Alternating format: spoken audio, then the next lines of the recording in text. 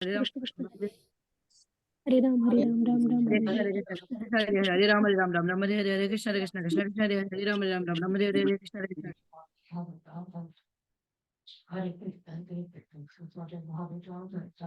हरे कृष्ण। आप सभी भक्तजनों का स्वागत है आज के सत्र में। सत्र का शुभारंभ हम पहले जगत गुरु श्रीला प्रभुपाद जी की आज की कोट के साथ करेंगे। जगत गुरु श्रीला प्रभुपाद की जय। तो आनंद आज श्री है भक्ति 21 जनवरी। तुरंदशील आप लोगों के प्रभुपाद सामने है हरे कृष्ण माता जी पंचांग प्रणाम। हरे कृष्ण माता जी पंचांग प्रणाम।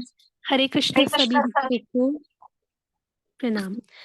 जगत गुरु श्रील प्रभुपाद की जय। 21 जनवरी। यदि भगवान श्री कृष्ण किसी को मारना चाहते हैं तो कोई उसको बचा नहीं सकता, और यदि भगवान किसी की रक्षा करना चाहते हैं तो कोई उसे मार नहीं सकता।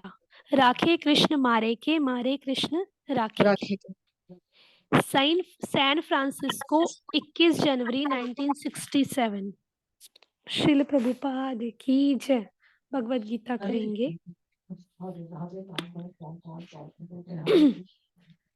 भगवत गीता चैप्टर 7 भगवत ज्ञान वर्स नंबर 26। श्रीमद् भगवत गीता यथारूप की जय। जगत गुरु श्रील प्रभुपाद की जय। वेदाहं समतीतानि वर्तमानानि चार्जुन, भविष्याणि च भूतानि माम तु वेद न कश्चन। अनुवाद। हे अर्जुन, श्री भगवान होने के नाते मैं जो कुछ भूतकाल में घटित हो चुका है, जो वर्तमान में घटित हो रहा है और जो आगे होने वाला है, वह सब कुछ जानता हूँ। मैं समस्त जीवों को भी जानता हूँ, किंतु मुझे कोई नहीं जानता। हरे कृष्ण माता जी। तात्पर्य। जी माता जी। तात्पर्य जगत गुरु शील प्रभुपाद द्वारा शील प्रभुपाद की जय। यहाँ पर साकारता और निराकारता का स्पष्ट उल्लेख है। भगवान का साकार रूप और निराकार है ना, दो तरह के होते हैं ना, साकारवादी निराकारवादी। तो यहाँ पर साकारता और निराकारता का स्पष्ट उल्लेख है। यदि भगवान श्री कृष्ण का स्वरूप माया होता, जैसा कि मायावादी मानते हैं, तो उन्हें भी जीवात्मा की भांति अपना शरीर बदलना पड़ता और विगत जीवन के विषय में सब कुछ विस्मरण हो जाता।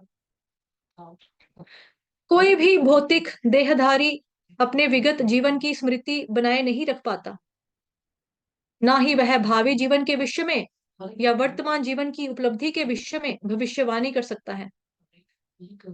अतः वह यह नहीं जानता कि भूत, वर्तमान तथा भविष्य में क्या घट रहा है।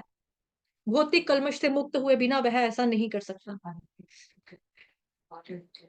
सामान्य मनुष्यों से भिन्न भगवान श्री कृष्ण स्पष्ट कहते हैं कि वे यह भली भांति जानते हैं कि भूतकाल में क्या घटा, वर्तमान में क्या हो रहा है और भविष्य में क्या होने वाला है, लेकिन सामान्य मनुष्य ऐसा नहीं जानते। चतुर्थ अध्याय में यह हम देख चुके हैं कि लाखों वर्ष पूर्व उन्होंने सूर्यदेव विवस्वान को जो उपदेश दिया था वह उन्हें स्मरण है।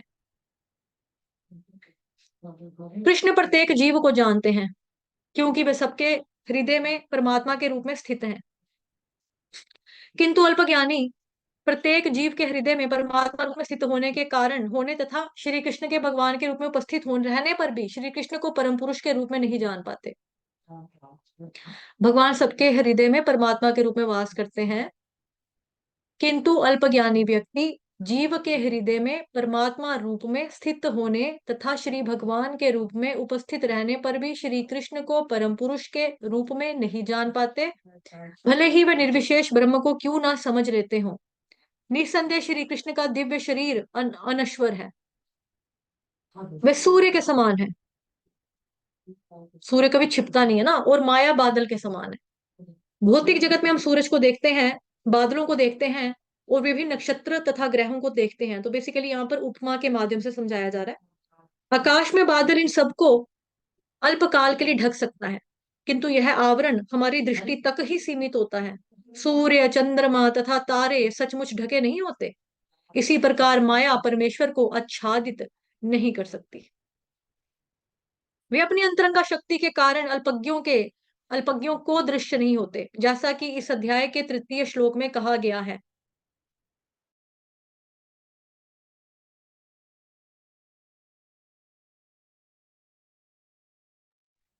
इसी प्रकार माया परमेश्वर को आच्छादित नहीं कर सकती। वे अपनी अंतरंगा शक्ति के कारण अल्पज्ञों को दृश्य नहीं होते, जैसा कि इस अध्याय के 3 श्लोक में कहा गया कि करोड़ों पुरुषों में से, है ना, बहुनाम जन्म नामन्ते ज्ञानवान माम प्रपद्यते वासुदेव सर्वमिति स महात्मा सुदुर्लभः।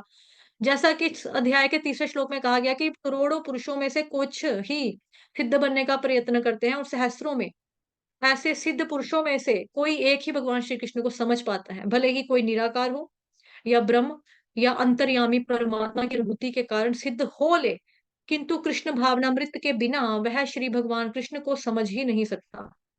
जगत गुरु श्रील प्रभुपाद की जय।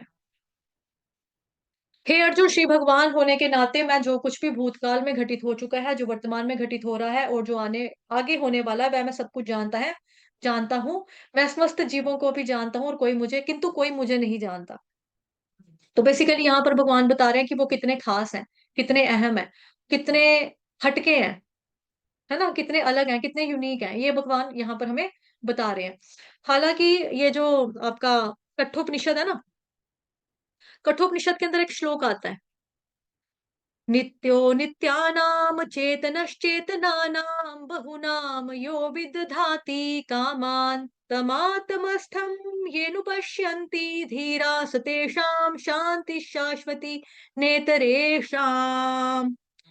उस तरह से जो श्लोक है ये आता है वहां पे, जो बताता है कि भाई जीवात्मा भी नित्य है, भगवान भी नित्य है ना। भगवान कहते हैं, मतलब उसमें बता रहे हैं कि मैं भी नित्य हूँ, जीवात्मा भी नित्य है, उसके अंदर भी चेतना है, मेरे अंदर भी चेतना है, मतलब मैं भी चेतन हूँ, वो लोग भी चेतन है।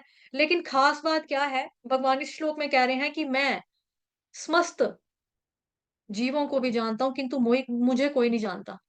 और हम लोग तो जीव इतने मतलब कि निकृष्ट होते हैं, इतने बद्दात्म, मतलब इतने हम बेकार के लोग होते हैं कि हम भगवान को जानते ही नहीं होते हैं कि भगवान है कौन है ना। हमें तो पता ही नहीं होता, मतलब भक्ति में आने से पहले तो कहाँ पता होता है। खाना पीना सोना यही होता है, यही दुनिया होती है, यही जिंदगी होती है, स्कूल गए, कॉलेज गए, है ना, खाया पिया ऐश मारी, यही होता है। भगवान को जानते ही नहीं है। मतलब भगवान क्या कह रहे हैं कि मैं समस्त जीवों को भी जानता हूँ, किंतु कोई मुझे नहीं जानता।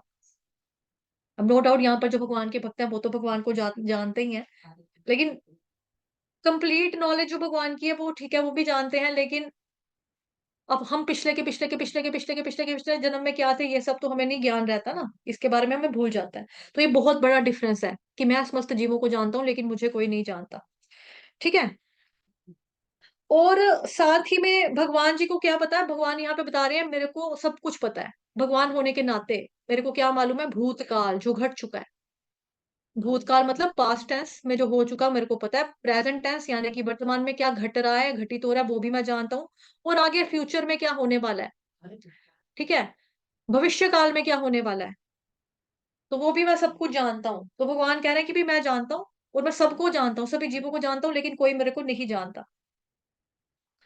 और बेसिकली साथ में हमने यहाँ पर पढ़ा नीचे, हम्म, ये मायावादी क्या मानते हैं, उन्हें भी अपना जीव आदमी की भांति शरीर बदलना पड़ता है। मायावादी ये मानते हैं, और विगत जीवन के विषय में सब कुछ विस्मरण हो जाता। कोई भी भौतिक देहधारी अपने विगत जीवन की स्मृति को बनाए नहीं रख पाता, ना ही वह भावी जीवन के विषय में या वर्तमान जीवन के विषय की उपलब्धि के विषय में भविष्यवाणी कर सकता है। अतः वह ये नहीं जानता कि भूत, वर्तमान तथा भविष्य में क्या घट सकता है, भौतिक कर्म से मुक्त हुए बिना ऐसा नहीं कर सकता। ठीक है। तो ये देखो यहाँ पर कितना बड़ा डिफरेंस है कि कोई भी भौतिक देहधारी, भौतिक मतलब हम लोग देहधारी जिसने शरीर धारण किया हुआ है, विगत जीवन की स्मृति को बनाए नहीं रख पाता। मतलब हमें चलो पिछले जन्मों का तो छोड़ दो, हमें इस जन्म का भी याद नहीं रहता। एक बीमारी होती है ना जब बुढ़ापे में हो जाती है, कि उसमें लोग जो होते हैं अपने बच्चों को भी भूल जाते हैं, और उनको या फिर मेमोरी बड़ी पीछे चली जाती है, तो उनको बच्चों का बचपन याद आता है कि मेरा बच्चा तो स्कूल गया हुआ, चाहे उस बच्चे ने खुद के बच्चे भी पैदा करके शादी भी कर दी है उनकी, लेकिन फिर भी कि नहीं मेरा लड़का तो छोटा सा है, वो स्कूल से आ रहा होगा, उसको भूख लगी होगी, पीछे चले जाएंगे, मेमोरी या तो पीछे चली जाएगी या लॉस हो जाती है, कि पता नहीं कौन है क्या है।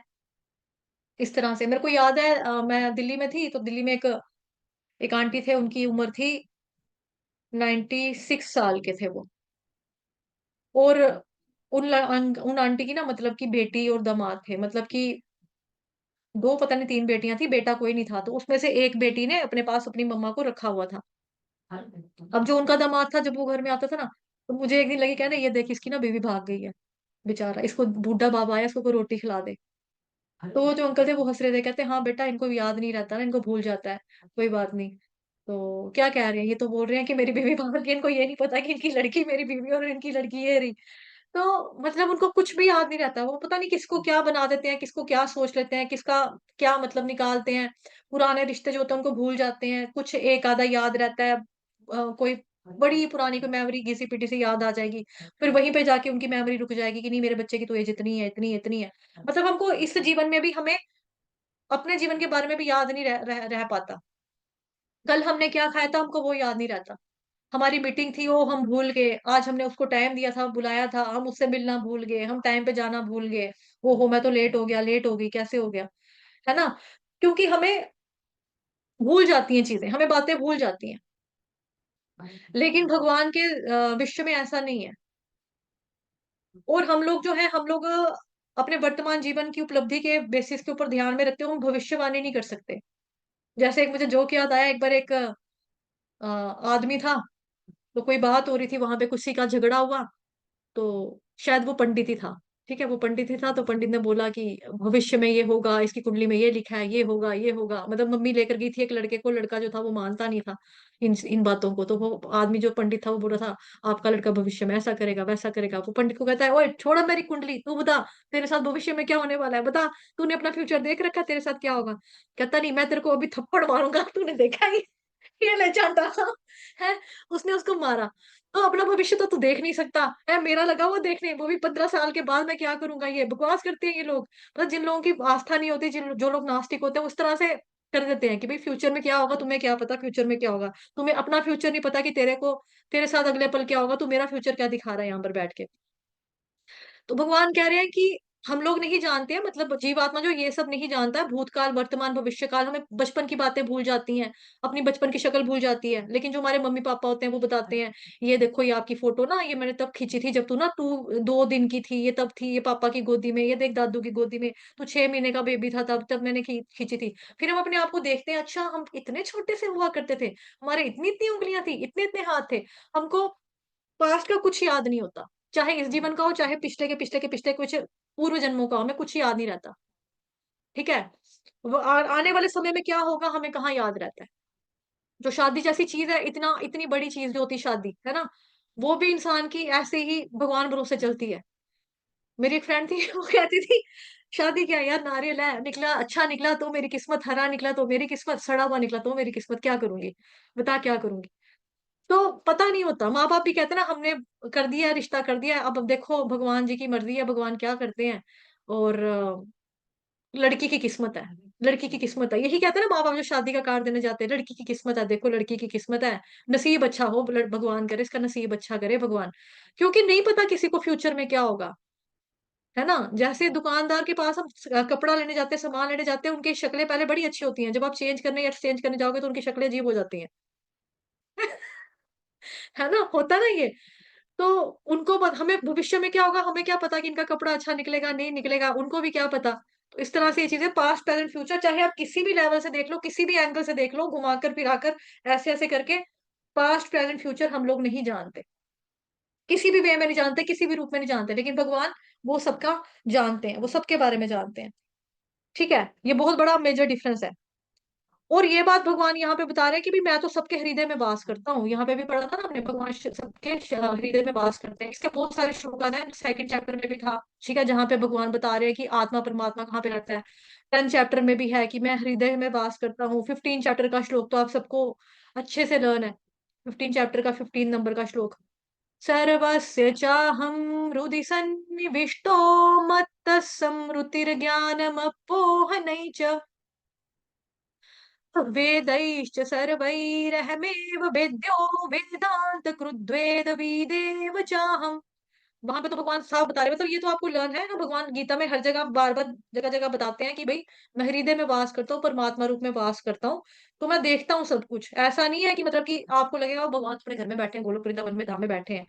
जैसे हस्बैंड सोचता है कि मैं तो अपने ऑफिस में आया हूँ, और मेरी बीवी को क्या पता कि मैं ऑफिस में क्या कर रहा हूँ। मैं ऑफिस में हूँ या मैं मीटिंग में हूँ, या मैं किसी मॉल में कुछ घूम रहा हूँ, खा रहा हूँ, कुछ मैं चाट पापड़ी ले रहा हूँ, मेरी बीवी को क्या पता, है ना?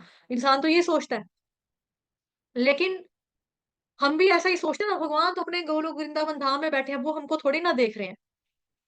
और इसलिए में जितने भी गलत काम होते हैं वो रात के अंधेरे में होते हैं कि हमको कोई देख नहीं रहा। तो लोग सोचते हैं कि कोई देखने वाला नहीं है तो चोरी भी करो, गलत चीजें भी करो, कौन ना देख रहा है, कौन ना देख रहा है। लेकिन भगवान हमेशा देख रहे होते हैं। भगवान के साथ साथ ये देवता जो होते हैं ये भी साक्षी रूप में देख रहे होते हैं।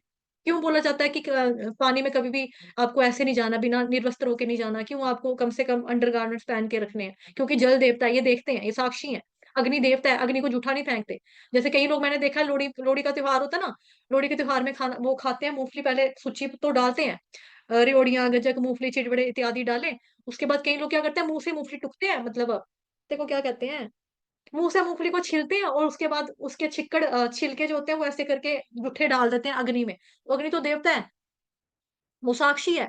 क्यों हिंदू धर्म में अग्नि को साक्षी मानते हुए आप लोग फेरे लेते हो, 7 फेरे लेते हो अपने पति के साथ, पत्नी आपस में क्यों 7 फेरे लेते हैं अग्नि के सामने, है ना? क्यों नवग्रहों की पूजा की जाती है, उनको बुलाया जाता है कि हमारी शादी होने लगी है, कोई भी कार्य होने लगता है कि मतलब सबको बुलाया जाता है, देवी देवता इत्यादि को बुलाया जाता है, आशीर्वाद दीजिए, फिर वापस उनको भेजा भी जाता है कि अब आप जाइए, अब हमारी शादी संपन्न हुई, अब आप जाओ जी, है ना? मतलब पूजा से पहले बुलाते हैं, भेजते हैं, तो ये देवी देवताओं के रूप में ये सब साक्षी हैं। और परमात्मा जो है वो तुम्हारे हृदय में वास करते हैं। इवन कोई थॉट भी हमारे माइंड के अंदर आता है, उनको वो भी समझ जाते हैं कि इसने क्या सोचा। ठीक है? हमको वो गलत करने से भी रोकते हैं, मत कर, ये गलत है, मत कर, गलत है, गंदी बात है, बुरा होगा, ये पाप कर्म है, मत कर। भगवान हमें बताते हैं, जैसा कि हमने पिछले श्लोकास में चर्चा की थी कि भगवान की आवाज जो होती है परमात्मा की, वो पहले बहुत तेज होती है, मत कर, ये गलत है। फिर हम सोचते हैं कहाँ से आवाज आ रही है, फिर मैं कहती नहीं यार, मैंने तो करना है, मेरी मजबूरी, मैं तो करूंगी यार। फिर हम चलते हैं, फिर धीरे धीरे आवाज धीमी धीमी धीमी, मध्यम मध्यम मध्यम मध्यम मध्यम होते होते खत्म हो जाती है आवाज आना परमात्मा की। हमें साउंड जो हमें चित्त गुरु जिसको कहते हैं, चैत्य गुरु जो हमारे हृदय में वास करता है, वो हमें रोक, फिर कहता है सुन तो रहा नहीं है ये। और सुनने का फिर क्या होता है, फिर आवरण आवरण आवरण आवरण, पर्दे पर्दे पर्दे पर्दे पर्दे पर्दे इतने ज्यादा पड़ जाते हैं कि हम सुन ही नहीं पाते उसको। जैसे मान लो मेरा ये कमरा है, बाहर कुछ हो रहा है, मैंने खिड़की खोली तो मुझे कुछ तो आवाज आएगी, मैंने खिड़की बंद कर दी, मेरे को थोड़ा सा कम आ जाएगी, मैंने साउंड प्रूफ बिल्कुल ही ऐसे कर दिया और कम आएगी, पर्दे पुर्दे गिरा दिए और कम आएगी, थोड़ा अपना टेप रिकॉर्डर लगा दिया ऊंचा, बाहर क्या हो रहा है मेरे को क्या पता, बाहर क्या घट रहा है, कोई मर रहा है, कोई लड़ रहा है, मेरे को क्या पता। उसी वे में क्या होता है कि हम अपनी बाहर की चीजों में इतना उलझ जाते हैं कि अंदर के अंतरात्मा यानी कि परमात्मा की आवाज हम सुन ही नहीं पाते हैं। ठीक है, हम सुन ही नहीं पाते। तो ये चीज हो जाती है। तो भगवान कह रहे हैं कि मैं सबके हृदय में वास करता हूँ। इसीलिए हम तो सबके हृदय में वास नहीं ना करते। हम लोग क्या कहते हैं, अरे यार उसके दिल की वही जाने, तेरे दिल की तू ही जाने, तेरा मन क्या है वो तुझे पता है, मेरे को क्या पता, तू क्या चाहता है, मुझे क्या पता। हम कहते हैं ना ये चीज, मतलब कोई हमें पूछता है कि आप बताओ, हम कहते हैं तेरे मन का तुझे पता है, हमें क्या मालूम कि तेरे दिल में क्या है। या हम किसी थर्ड पर्सन से भी बात करते हैं, उस फर्स्ट पर्सन के मतलब फर्स्ट पर्सन से बात करने, सामने सामने बात करेंगे किसी थर्ड पर्सन के लिए, तो हम उसको बोलेंगे ना जाने यार उसके दिल में क्या है, क्या पता उसके दिल में क्या चल रहा है, क्या नहीं चल रहा, हमें क्या पता।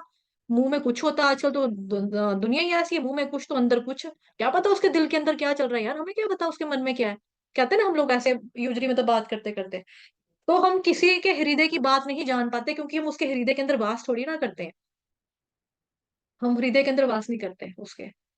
हृदय में क्या चल रहा है नहीं पता चलता। इंसान आंखों के अंदर आंखें डालकर झूठ बोलता है, हमको पता नहीं चलता। इंसान हमें यकीन दिलाता है, baby I love you, I can't live without you, हम सोचते हैं हाँ यार ये इतना प्यार करता है, ये कभी भी नहीं हमें छोड़ के जाएगा। अगले पल देखो कहीं और रेस्टोरेंट में बैठा हुआ मिलेगा, किसी और को बोल रहा होगा baby I love you, I can't live without you, same line उसको बोल रहा होगा। है ना? क्यों? क्योंकि हम उसके दिल के अंदर नहीं बैठे ना, उसके दिल के अंदर कौन है, क्या है वास्तव में, वो क्या चाहता है, हमको क्या पता। हम भगवान थोड़ी ना है ये, लेकिन परमात्मा रूप में श्री कृष्ण भगवान बैठते हैं, उनको मालूम है, वो सबके हृदय की बात जानते हैं। इवन हमें हमारे अपने दिल के बारे में नहीं पता होता कि हमारे दिल में क्या चल रहा है। हमें अपनी किसी फ्रेंड की हेल्प लेनी पड़ती है, किसी मम्मा पापा से गाइडेंस लेनी पड़ती है, अपने या फैमिली फ्रेंड से, या आपके अ, भैया भाभी अंकल आंटी दीदी जीजू, इस तरह से जो रिश्ते होते हैं हमें, या टीचर स्कूल के, उनसे हमें गाइडेंस लेनी पड़ती है कि मुझे नहीं समझ में आ रहा, तू क्या चाहता है, तू ये बता, मुझे नहीं पता कि मैं क्या चाहती हूँ। कई बार होता है ऐसा, कई बार होता है। आपको क्या लेना है, आपको क्या करना है, आपको क्या करना है, क्या नहीं करना है, आपको नहीं समझ में आ रहा है। नहीं, मुझे नहीं पता लग रहा कि मुझे क्या करना है, मुझे नहीं समझ में आ रहा कि मुझे क्या करना चाहिए। मुझे ये भी नहीं पता कि मेरे को कौन चाहिए, बस मेरा ना मन उदास हो रहा है। मतलब किसी का कई बार होता है मूड स्विंग हो जाता है, आंखों से रोना रोना आ जाता है, रोते रहते हैं, मतलब जैसे इमोशनल ब्रेक डाउन होता है किसी का। इंसान रो रहा है, रो रहा है, रो रहा है, रो रहा है, रो रहा है, उसको पूछो क्या हुआ, क्यों रो रहा है, पता नहीं यार, बड़ा रोना आ रहा है आज, पता नहीं क्यों रो रही, नहीं कोई बात हुई है, तुझे किसी ने बोला नहीं, मम्मा ने कुछ कहा, पापा नहीं, तेरे को पैसे गुमे हैं, कुछ चोरी हुआ है तेरा, नहीं, किसी ने कुछ बोल दिया है, किसी ने डांट दिया है, नहीं, फिर पता नहीं यार, सुबह से आ रहा है आज रोना, पता नहीं यार क्यों आ रहा है यार रोना, सुबह से आ रहा है मेरे को रोना, मतलब खुद का दिल में क्या चल रहा है, अपने इमोशंस हमको समझ में नहीं आते हैं, खुद की बात समझ में नहीं आती, हमारे दिल में क्या क्या पड़ा हुआ है, ये चीजें समझ में नहीं आती। एक बार एक व्यक्ति था, उसने एक भक्त को बोला, आप ना मेरे को राधा कृष्ण की लीला सुना दो। तो उसने बोला, आप राधा कृष्ण की लीला नहीं सुन सकेंगे, आपको समझ में ही नहीं आएगी, मतलब कि समझ नहीं आएगी। पहले तो देखो, जो इस्कॉन के डिवोटीज होते हैं, हम लोग तो योग्य नहीं होते हैं कि हम राधा रानी के बारे में इस तरह से बोल सके, क्योंकि हमारे अंदर काम, वासना, मद मत्सर्य, लोभ, अहंकार, सारे के सारे अवगुण जितने भी हैं, वो सारे हमारे अंदर कूट कूट के भरे हुए हैं, तो हम लोग इस योग्य नहीं है कि हम लोग सुनाए। तो फिर भी उसने बोला, नहीं मैं सुन लूंगा, आप, मैं समझ जाऊंगा, आप मेरे को समझा दो। अब डायरेक्ट कैसे किसी को कोई राधा कृष्ण की लीला सुना दे, एरा गैरो नत्थु खैरे को, मतलब कैसे सुना दे, नहीं जी आप मेरे को सुनाओ, मैं सुन लूंगा। कहते नहीं, आप नहीं सुन सकेंगे, आप समझ नहीं सकेंगे एक्चुअली, आप राधा रानी को तो छोड़ो, राधा कृष्ण दोनों की लीलाओं को तो छोड़ो, आप तो खाली कृष्ण की लीला नहीं समझ सकते कि कृष्ण भगवान क्या है। नहीं नहीं, आप सुनाओ, मैं समझ जाऊंगा, मुझे बताओ। अच्छा, आप कृष्ण भगवान को भी छोड़ो, आप तो अपनी खुद की लीला नहीं समझ सकते कि आप कौन से टाइम पे माया देवी आपको कैसे भ्रमित कर ले, या कैसे आपके ऊपर कब्जा कर ले, या क्या बोलते हैं, माया अपना पर्दा डाल दे, या माया अपना रूप रंग दिखा के आपको भ्रमित कर दे। आपको खुद का समझ नहीं आएगा, अपनी लीला समझ नहीं आएगी। कई बार होता है ना कि जैसे हमने कभी कोई ऐसी चीज कर दी जो हमारे बस की नहीं थी, हमने कुछ ऐसा कर दिया जो हमारे बस में नहीं था, जैसे मान लो एक इंसान है, अच्छा चलो छोड़ो, आपने वो देखी थी फिल्म, कोई मिल गया वाली फिल्म, क्रिश की, कोई मिल गया, देखा था उसका, ऋतिक रोशन। अब ऋतिक रोशन क्या है, पहले बड़ा कमजोरी लाल सा बताया है बेचारा, ऐसे ऐसे करके बताया, हकला हकला के बोलता है, मुझे मम्मा ने कहा है", ऐसे ऐसे करके पहले वो बोलता है, अहिला ये धुन तो मुझे आती है, ओम ओम ओम ओम, ऐसे ऐसे करके बोलता है ना, पहले ऐसे ऐसे बोलता है बेचारा जल्लों की तरह। उसके बाद क्या होता है, अचानक उसको जादू की शक्ति मिलती है, जादू की शक्ति मिलती है, तो उसको गुस्सा आता है, वो एक मुक्का मारता है, उसकी कमीज फट के डोले उसके बाहर आके ऐसे ऐसे करके हिलने लग जाते हैं। तो उसको कहते हैं, ये सब तूने किया? हाँ रे यार, पता नहीं कैसे हो गया यार, पता नहीं, मुझे खुद नहीं पता चला मैंने कैसे मार दिया। मतलब कमजोर व्यक्ति को नहीं पता लगता कि मैंने ये इस टाइम पे ही मैंने कैसे कर दिया, मतलब कि किस बात के ऊपर हमारा कैसा रिएक्शन होगा, हम कैसा एक्शन करेंगे, हमें खुद समझ में नहीं आता, खुद समझ में नहीं आता। कई बारी हमें अपने फीलिंग्स के बारे में नहीं पता होता, अपने इमोशंस के बारे में नहीं पता होता, कौन सा इंसान हमारे लिए कितना मायने रखता है, हमें ये समझ में नहीं आता। ठीक है, ये मुझे ये समझ में नहीं आता। तो जैसे मतलब कि मैं जब छोटी थी ना, मतलब मेरे को कोई भी पूछता था कि तुम्हें मम्मा पसंद है या ज्यादा, या पापा अच्छे लगते हैं, मैं कहती थी दोनों, मैं कहती थी दोनों। फिर मुझे लगता था, कभी कभी ऐसा होता था, मतलब कि ऊपर नीचे होता, जैसे मतलब कि पापा को कुछ हुआ, तो मेरा एकदम से ना पापा की तरफ चला जाता था, फिर मुझे लगता था मैं ना पापा से ज्यादा प्यार करती हूँ, शायद मुझे मम्मा से उतना नहीं है। फिर जब मम्मा बीमार पड़ती थी, तो मैं पापा को छोड़ के मम्मा वाली साइड चल जाती थी, फिर मुझे लगता नहीं, मैं पापा से शायद कम करती हूँ, शायद मैं मम्मा से ज्यादा करती हूँ। आल्दो होता तो बच्चे को दोनों के साथ ही है, लेकिन ये समझ में नहीं आता कि मम्मा की तरफ ज्यादा हमारा लगाव है या पापा की तरफ। इतनी बेसिक बात भी हमें समझ में नहीं आती, इतना हमें, मतलब कि छोटी सी चीज है, ये भी हमें नहीं पता लगता, हमें लगता है फिर नहीं, दोनों बराबर है, दोनों दोनों को कुछ नहीं होना चाहिए, दोनों ठीक रहे, दोनों ठीक रहे। पर समझ में नहीं आता ना, कौन सी सिचुएशन के ऊपर हम कैसे रिएक्ट कर जाएं, हमें ये पता नहीं लगता। अपनी लीला को हम नहीं समझ सकते, तो राधा कृष्ण की लीला कहाँ से समझेंगे। तो मुश्किल है, ये इम्पॉसिबल है। तो हम अपने आप को ठीक से नहीं जानते, तो भगवान कह रहे हैं कि भी मैं तो सबके दिल को जानता हूँ, मैं तो सबके हृदय को जानता हूँ, किसके दिल में क्या चल रहा है, सब जानते हैं, है ना। ये देखो, सामान्य मनुष्य से भिन्न भगवान अलग है, सबसे अलग। भगवान कृष्ण स्पष्ट कहते हैं कि वे यह भली भांति जानते कि भूतकाल में क्या घटा, वर्तमान में क्या हो रहा है, भविष्य में क्या होने वाला है, लेकिन सामान्य मनुष्य नहीं जानते, हम लोग नहीं जानते। ये भी मेजर डिफरेंस है, बड़ा डिफरेंस है, ठीक है। फोर्थ चैप्टर में हम लोग देख चुके हैं कि लाखों वर्ष पूर्व उन्होंने सूर्यदेव विवस्वान को जो उपदेश दिया, उनको वो याद है कि सर्वप्रथम मैंने ये दिव्य ज्ञान सूर्यदेव विवस्वान को दिया, अर्जुन को बोलते हैं ना फोर्थ चैप्टर में। उसके बाद ऐसे दिया, ऐसे दिया, ऐसे दिया, फिर ये मतलब कि छिन भिन्न होगी। अब छिन भिन्न होगी, भूल गई, तो फिर मतलब भगवान को भी सोचना चाहिए यार, ये पुरानी बात है, 1200 करोड़ साल पहले ये ज्ञान दिया था सूरज को, क्या बोला था मैंने यार, क्या बोला था, क्या बोला था, मुझे याद नहीं है, पढ़ रहा है, पता नहीं क्या बोला था मैंने, क्या भगवान ऐसा कर रहे हैं? नहीं, भगवान सेम ज्ञान अर्जुन आज मैं तुम्हें दे रहा हूँ। भगवान को पता है, और भगवान ने कितनी देर पहले सूर्य देवता को दिया था, वो भी भगवान को मालूम। ठीक है? भगवान सबके बारे में जानते हैं, सभी जीवात्माओं के बारे में जानते हैं। अब जीवात्माएँ क्या है? अनंत हैं, बहुत सारी है, अनंत हैं। भौतिक जगत के अंदर भी, आध्यात्मिक जगत के अंदर भी अनंत जीवात्माएँ हैं, और भगवान कृष्ण सबके बारे में जानते हैं। ये भगवान की खास बात है। अगर कोई बोले कि कृष्ण कहते हैं कि मैं भगवान हूँ, तो क्या हुआ? हम भी बोलेंगे हम भगवान हैं। हम उनके बोलने से क्या हो जाएगा? क्या कृष्ण भगवान के बोलने से, कि भगवान गीता में कह रहे हैं कि मैं भगवान हूँ, उनके बोलने से क्या हम मान जाएँगे कृष्ण भगवान हैं? हम भी बोल लेते हैं कि हम भगवान हैं। फिर क्या हुआ? तो फिर सवाल ये आता है कि भगवान कृष्ण ये भी कह रहे हैं कि मैं सबको जानता हूँ, मैं पास्ट, प्रेज़ेंट, फ्यूचर सबको जानता हूँ, मैं हर एक जीवात्मा के बारे में जानता हूँ, पिछले जन्म में क्या था, उसके बारे में जानता हूँ। क्योंकि भगवान कह रहे हैं ना, अर्जुन मेरे तथा तुम्हारे अनेक जन्म हो चुके हैं। फ़र्क सिर्फ़ इतना है कि तुम्हें कुछ भी याद नहीं, लेकिन मुझे सब कुछ याद है। है ना? तो क्या आप उसके बारे में जानते हो? क्या आप उसके बारे में जानते हो? आप वो देखो, वो दीवार के ऊपर जो आदमी खड़ा है, सर खुजा रहा है, क्या आप उसको जानते हो? कहेगा नहीं, मैं तो नहीं जानता। फिर अच्छा, वो देखो, वो जो गाड़ी चलाता हुआ जा रहा है यहाँ से, आप उसको जानते हो? नहीं, वो मोटरसाइकिल पर निकला, उसको जानते हो? नहीं, वो जो लड़की यहाँ से आइसक्रीम खाती हुई जा रही है, उसको जानते हो? नहीं, मैं तो नहीं जानता। फिर जब आप उसको बारे में नहीं जानते, तो आप भगवान कैसे हो? भगवान तो सबके बारे में जानते हैं, सबके बारे में जानते हैं। सबके दिल के अंदर क्या चल रहा है, उसके बारे में जानते हैं। किसके साथ क्या सिचुएशंस चल रही हैं, उसके बारे में जानते हैं। हालातों के बारे में जानते हैं। ऑफिस में कौन किसको तंग कर रहा है, कौन स्कूल में परेशान कर रहा है ना? कौन घर में एक-दूसरे के साथ लड़ाइयाँ कर रहा है, किसी के घर में कोई बीमारी पड़ी हुई है, कुछ अपने घर के रोगों को लेकर परेशान हो रहा है, किसी की सैलरी खत्म हो गई है, किसी को महीना निकालना है, किसी का अचानक खर्चा आ गया, किसी को लड़की की शादी की टेंशन है। एक्स, वाई, ज़ेड, किसी भी तरह का जो कुछ भी चल रहा है, किसी के साथ, हर एक प्राणी के साथ भगवान को सबके बारे में पता है। सबके बारे में पता है, और सब कुछ पता है। ठीक है? आगे यहाँ पर दिया हुआ है इन्होंने, बादलों की उपमा पढ़ी थी एक, है ना? यहाँ पे। प्रत्येक जीव के हृदय में परमात्मा रूप में स्थित होने से श्री कृष्ण भगवान के रूप में उपस्थित रहते हैं। कृष्ण भगवान जी को परम गुरु के रूप में नहीं जान पाते। परम गुरु, आदि गुरु, परम पुरुष के रूप में नहीं जान पाते। भले ही वो निर्विशेष ब्रह्म की क्यों ना समझ लेते हो। निस्संदेह कृष्ण का शरीर दिव्य है और अनश्वर है। हमारा शरीर क्या है? जल, पृथ्वी, वायु, अग्नि, आकाश। पंच महाभूत से बना हुआ शरीर है ये हमारा। ठीक है? हमारा शरीर पंच महाभूत से बना हुआ, जल, पृथ्वी, वायु, अग्नि, आकाश से बना हुआ। भगवान जी का शरीर जो है वो दिव्य है, पूरा का पूरा आध्यात्मिक है, भौतिक शरीर नहीं है। हमारा भौतिक शरीर जो है वो हमको भौतिक प्रकृति से मिला है। हमने हमारे कर्मों के अनुसार हमने खुद ये शरीर को पाया, गेन किया, प्राप्त किया। लेकिन भगवान का ऐसा नहीं है, भगवान कर्मों के बंधनों में नहीं बंधते हैं। हम लोग बंध जाते हैं, प्रकृति के तीन गुणों के अंदर रहकर हम लोग कार्य करते हैं, सत्वगुण, रजोगुण, तमोगुण के अंदर। भगवान के साथ ऐसा नहीं है, भगवान के केस में ऐसा बिल्कुल भी नहीं है।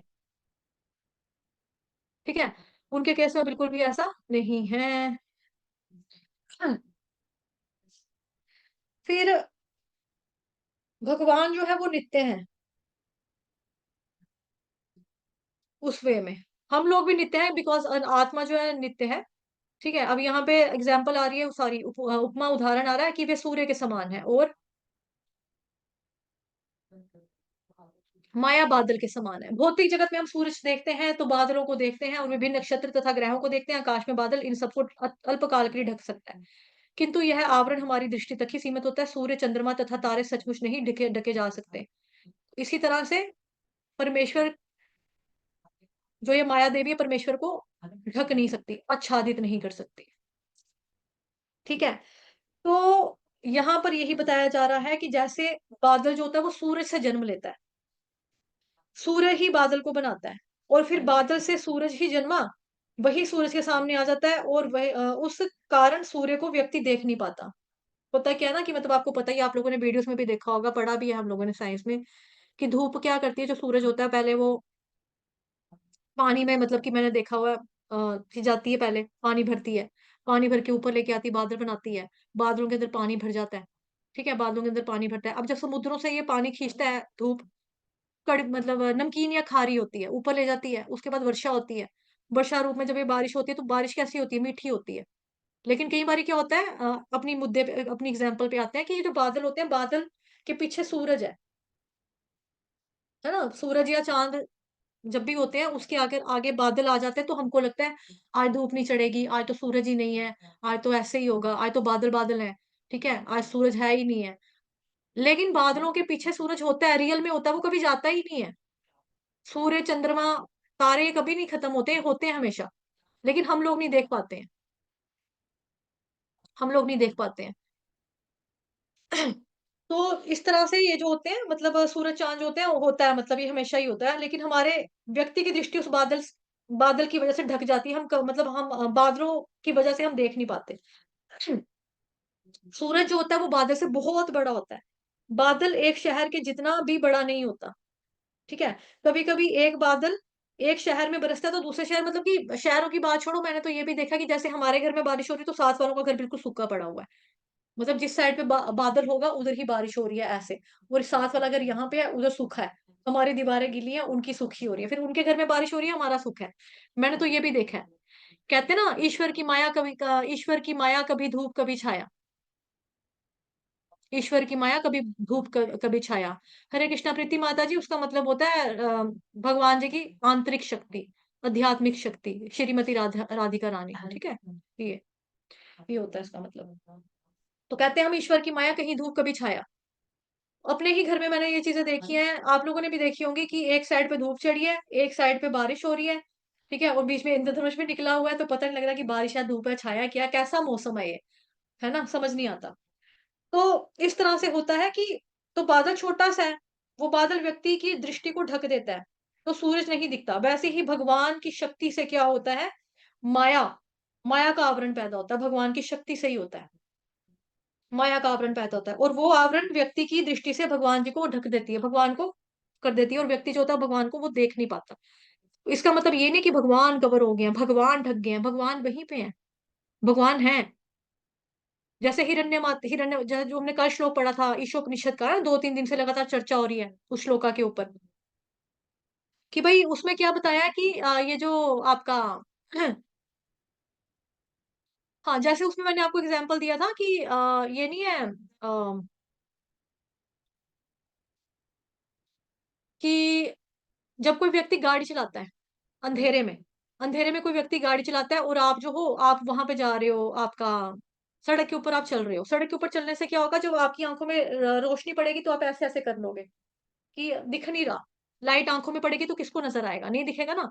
लेकिन जैसे ही वो गाड़ी वाला लाइट बंद करेगा अपनी, तो हमको पता लगेगा कि गाड़ी के अंदर ये लड़का चला रहा था, गाड़ी लड़की चला रहा था, या हमारा वाकब है या नहीं है, जान पहचान में या नहीं है, मतलब कौन चला रहा था, हमें वास्तविक में नजर आता है कि कोई ड्राइवर है जो गाड़ी चला रहा है।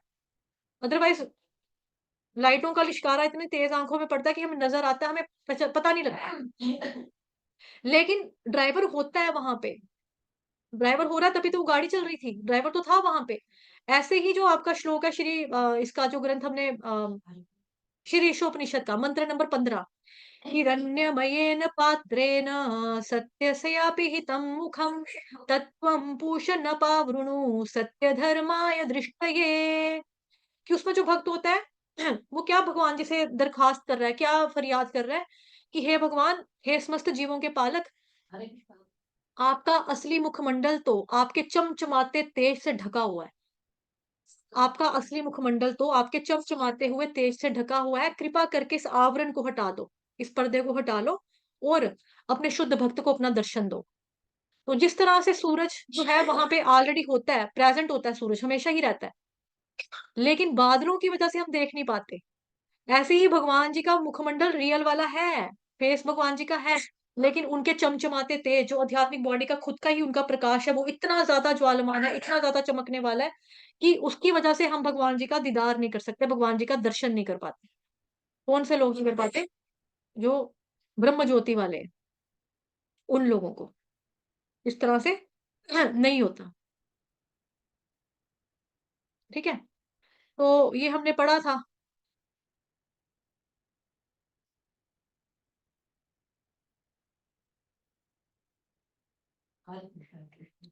ठीक है, कहाँ गया, दृश्य नहीं होते, जैसा कि श्वेता के तीसरे श्लोक में कहा है। ठीक है, ये तो हो गया। तो इस तरह से भगवान जी कभी भी नहीं छुपे थे, या भगवान जी के ऊपर कभी भी पर्दा नहीं था, भगवान वहीं पे हैं। लेकिन मूर्ख सोचते हैं कि जैसे बादलों को सूरज ने ढक दिया ना, वैसे ही वैसे ही हो गया ये। वही केस है कि व्यक्ति कभी ये नहीं बोलता कि मुझे बादलों ने ढक लिया है, बादलों की वजह से मेरे को नजर नहीं आ रहा, वो ये कभी नहीं कहेगा।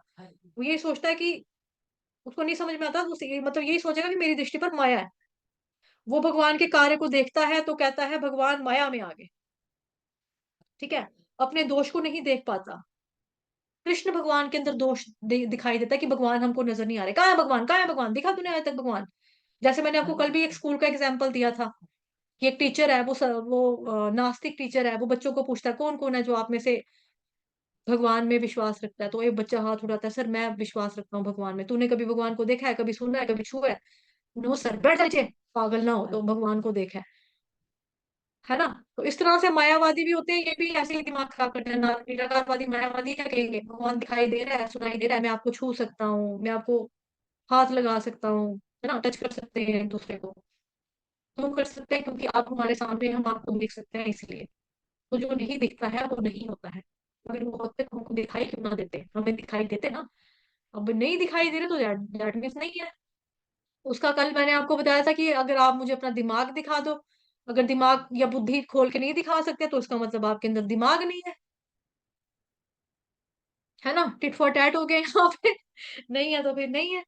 तो इस तरह से लोग कहते हैं कि भगवान माया में आगे, तो अपने दोष को व्यक्ति नहीं देख पाता, कृष्ण के अंदर दोष ढूंढेगा वो। तो इस वजह से भगवान जी को व्यक्ति जो होते हैं वो क्या समझ लेते हैं, निराकार जो होते हैं वो समझ लेते हैं। लेकिन ऐसा नहीं है। और भगवान जी को सब चीजें पता है, जैसे कि भगवान ने यहाँ पर बोला है, मेरे को पास्ट का, प्रेजेंट का, फ्यूचर का, हर एक चीज के बारे में ज्ञान है, जो कुछ घटित होने वाला है। जब भगवान श्री कृष्ण अर्जुन का रथ हाँक रहे थे, लड़ाई जब चल रही थी ना कुरुक्षेत्र का रणभूमि में, जब युद्ध चल रहा था, उधर भगवान जी को सारा कुछ पता है कि क्या हो रहा है, क्या पल पल के बारे में भगवान जी को सारी की सारी पता है, मतलब फ्यूचर के बारे में क्या होने वाला है। इतनी सारी अर्जुन के ऊपर मिसाइल्स गिर रही हैं, इतने सारे अर्जुन के ऊपर तीर पड़ रहे हैं, भगवान उसका बचाव कर रहे हैं, मतलब रक्षा कर रहे हैं। कोई मिसाइल पड़ रही है अर्जुन के ऊपर, भगवान उसको एब्जॉर्ब कर रहे हैं। ठीक है, पहुंचने ही नहीं दे रहे, छूने ही नहीं दे रहे अर्जुन के ऊपर। जब युद्ध समाप्त हो गया ना, तो भगवान श्री कृष्ण ने अर्जुन को बोला, अर्जुन तुम ना रथ से उतर जाओ, अर्जुन तुम रथ से उतर जाओ। यूजुअली क्या होता है कि जो एटिकेट्स होते हैं, युद्ध प्रणाली के एटिकेट्स होते हैं, जैसा कि एक युद्ध प्रणाली का एटिकेट मैंने आपके साथ पहले साझा किया था, बताया था आपको कि जो युद्ध भूमि होती है ना, रणभूमि, उधर बड़े सारा बहुत शोर होता है। बिकॉज देखो, ये पूरा सारे ही लोग इकट्ठे होकर युद्ध कर रहे हैं, है ना। बहुत सारी यहाँ पे सेनाएं हैं, बड़े सारे लोग हैं, और बड़े सारे कुछ घोड़े के ऊपर आए बैठकर, मतलब घुड़सवार, जो घोड़े के ऊपर आकर युद्ध करेंगे, घुड़सवार वाले योद्धा। कोई हाथी के ऊपर लड़ रहे हैं, कोई पैदल चले हुए सैनिक है, किसी के हाथ में तलवार है, किसी के हाथ में गुर्ज जिसको बोलते हैं, वो गोल गोल तो हनुमान जी के पास होता है गदा, गुर्ज भी कहते हैं उसको, गदा भी कहते हैं, किसी के पास वो है। और कोई, मतलब कि वहां पे इतना शोर है, शराबा है, तो वहां पर कैसे किसी को कोई बोलेगा कि राइट ले लो, लेफ्ट ले लो। तो प्रणाली क्या होती थी इस चीज की कि जो पीछे सवारी बैठी, यानी कि जो योद्धा बैठा है युद्ध करने के लिए, है ना, जैसे अर्जुन जी हैं वो पीछे बैठे हैं, कृष्ण भगवान जी रथ चला रहे हैं, वो पीछे बैठे हैं युद्ध करने के लिए। तो वो कृष्ण भगवान जी को टांग मारते थे, कभी कंधे पे, यहाँ यहाँ यहाँ टांग मारते थे, टांग मार के बताते थे कि राइट चलो, लेफ्ट चलो, सेंटर में चलो। ठीक है, कभी बैक पे टांग मार रहे हैं, कभी कंधे पे मार रहे हैं। तो इतने भगवान जो है भक्त वत्सल है, इतने प्रेम करने वाले हैं भक्त से, कि भगवान इस तरह से भी कर लेते हैं। एक तो ये चीज प्रणाली बताई थी मैंने आपको। दूसरा मैं बता रही हूँ कि इसका एक एटिकेट होता है। एटिकेट क्या होता है कि जब जो सवारी, यानी कि जो योद्धा है, योद्धा को अगर रथ से उतरना है, तो जो सारथी होगा वो रथ रोकेगा, और उसको आदर सत्कार के साथ उतारेगा, हाथ पकड़ के कि भाई आइए। ठीक है, आपने देखा होगा पुराने, मतलब फिल्मों में तो नहीं कह सकते, मतलब रामायण में देखा होगा, आपने महाभारत में देखा होगा कि जो ये लोग रथ से चढ़ते हैं, रथ से निकलते ना, तो हाथ रखते थे ऐसे, चाहे वो राजा भी होता था, जैसे मतलब मान लो कि राजा दशरथ ने चढ़ना, तो राम भगवान ऐसे हाथ रख रहे हैं अपने पिता के लिए, उनके पापा यानी राजा दशरथ यहाँ पे पाँव पे हाथ रखकर, फिर आगे पौड़ी, तब सीढ़ी, सीढ़ी के ऊपर वो आगे रथ के ऊपर जाकर बैठ रहे हैं, कि बोलते हैं रथ ऊंचा है, सीधे इतना लंबी टांग नहीं जा रही, तो वो पहले अपने हाथ से एक छोटी सी सीढ़ी बना रहे हैं। वो एक तरीका होता है, एक सलीका होता है, ये एटिकेट होते हैं रणभूमि के, कि किस तरह से एक योद्धा को रथ से उतारा जाता है। उस वे में कृष्ण भगवान जी ने इस चीज का पालन नहीं किया। कृष्ण भगवान जी ने अर्जुन को बोला, अर्जुन उतरो, तुम उतर जाओ। और अर्जुन उतर गए, उतर के यहीं पर खड़े हो गए, जैसे मान लो ये रथ था, यहाँ से उतरे, यहाँ पे खड़े हो गए, तो भगवान ने कहा अर्जुन थोड़ा दूर जाओ। अर्जुन यहाँ गए, भगवान ने बोला अर्जुन थोड़ा और दूर जाओ, अर्जुन और दूर चले गए। उसके बाद जैसे ही भगवान जी ने रथ छोड़ा, तो उसके चिथड़े उड़ गए।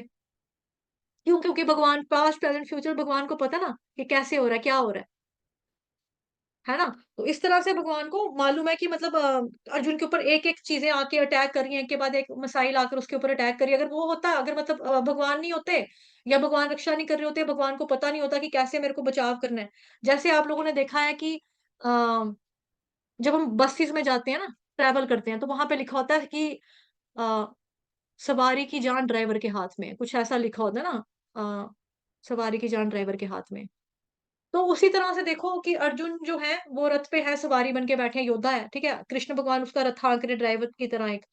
उनको पता है कि मेरे को मेरी अर्जुन की, जो कि उनका बेस्ट फ्रेंड भी है, उनका कज़न भी है, उनका जीजा भी है, उनका भक्त भी है, वो फ्रेंड्स की तरह भी हैं, है ना? तो भगवान ने उसकी कैसे रक्षा करनी है, भगवान जानते हैं कि इसके ऊपर कहाँ-कहाँ से मिसाइल आ रही है और कहाँ-कहाँ से भगवान जी ने बचाया, भगवान को सब पता है कि कहाँ से अटैक होने वाला है। अदरवाइज़ ऐसा नहीं होता तो 2 दिन के अंदर अर्जुन ने खत्म हो जाना था, क्योंकि इतना ज़्यादा अटैक हो रहा है उनके ऊपर। लेकिन भगवान ने जैसे ही रथ से उतरते हैं, पहले उसको उतारा सेफली, जैसे ही खुद उतरे, तो चिथड़े उड़ गए रथ के, रथ पूरा ब्लास्ट हो गया। मतलब ब्लास्ट तो चलो बम से ही होगा, लेकिन चलो एक तरह का समझो उसको कि पूरा फट गया रथ। तो इस तरह से ठीक है? तो कई लोग कहते हैं कि जैसे अगर इसी बात के ऊपर अगर हम चर्चा करें, तो लोग बोलेंगे कि भई अगर भगवान को पहले ही सारा कुछ पता है, भगवान कह रहे हैं जो हो रहा है मैं वो जानता हूँ, जो हो चुका है वो जानता हूँ, जो होने वाला वो भी जानता हूँ, तो फिर हम कर्म क्यों करें यार? फिर हमको क्या चट्टी पड़ी है इतनी मगजमारी करने की, मेहनत करने की? भगवान को तो सारा पता है, मैंने पास होना है, फेल होना है, भगवान को पता है। मैं पढ़ ही लूँगा तो पास हो ही जाऊँगा, नहीं भी पढ़ूँगा तो भी पास, अगर भगवान ने कराना है तो कर आएँगे। अगर मैं पढ़ के भी फेल होना है तो मुझे फेल ही होना है, तो पढ़ के भी फेल होऊँगा, तो मैं क्यों क्यों पढ़ूँ यार? क्या करना है मेरे को पढ़कर? इस तरह से कोई व्यक्ति सोच सकता है ना? कि क्या करना है? क्या करेंगे हम? क्योंकि हमारी अपनी इच्छा तो है ही नहीं है, हमारी फ्री विल तो है ही नहीं है। कहाँ हुई हमारे पास? हमारे पास चॉइस ही नहीं है, जो होना है वो तो भगवान पहले ही सेट करके अगर रखा है, तो फिर हम क्या करें? हमको चुनना है कुछ, तो हम क्यों चुने? भगवान ने चुन के रखा हुआ, हम क्यों चुने? जो होना है होना है। कृष्ण देख रहे हैं ऐसे होने वाला, वैसे होने वाला, ये होगा, वो होगा, उनको पता है।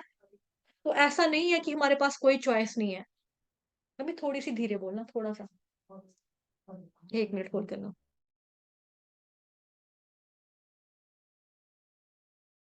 वाला।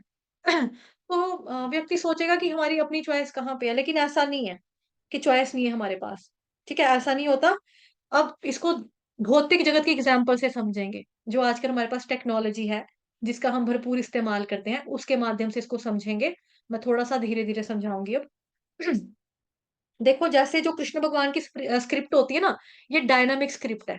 जो भगवान ने लिखा हुआ है, भगवान ने जो लिखा है, लिखा है। भगवान की स्क्रिप्ट कैसी है? डायनामिक स्क्रिप्ट है भगवान की। यानी स्क्रिप्ट में आगे-आगे और कैसे-कैसे, क्या-क्या होना है भगवान जानते हैं। लेकिन depending on our own choices, हमारी खुद की चॉइस के ऊपर निर्भर करता है, उसके हिसाब से ये है। जैसे फॉर एग्ज़ाम्पल, जैसा मैंने आपको बोला कि हमारी भौतिक जगत की टेक्नोलॉजी की एग्ज़ाम्पल लेंगे।